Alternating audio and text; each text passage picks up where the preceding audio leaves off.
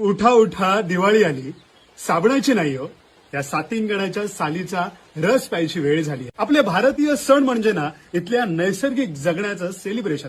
पण गेल्या काही वर्षात या कंपन्यांनी त्यांचे प्रोडक्ट्स आपल्या सणांना असे काही चिकटवलेत ना की आपण आपली मूळ संस्कृती विसरून या सणांचं बाजारीकरण करून टाकलं. दिवाळी म्हणजे सुगीचे दिवस, हार्वेस्टिंग डेज. सराईच्या दिवसात आम्ही गावठी लाल भाताची कापणी केली.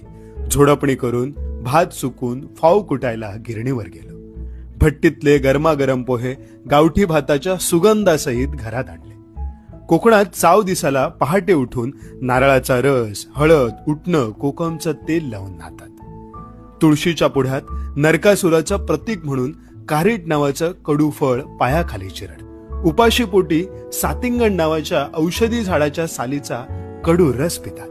आधी शेतातल्या राखणधाराला उपार दाखवून मगच नव्या भाताचे खोबरं गुळ घालून केलेले गावठी फाव, रताळी, कणगी अशा सुपरफूडच्या न्यूट्रिशियस फराळासोबत खात. नारळ बांबूपासून बनवलेल्या कंदिलांनी, कुंभाराकडल्या मातीच्या पणत्यांनी दिवाळीच्या काळोख्या रात्री समाधानातल्या आनंदात नांदणारं घर उजळून येतं.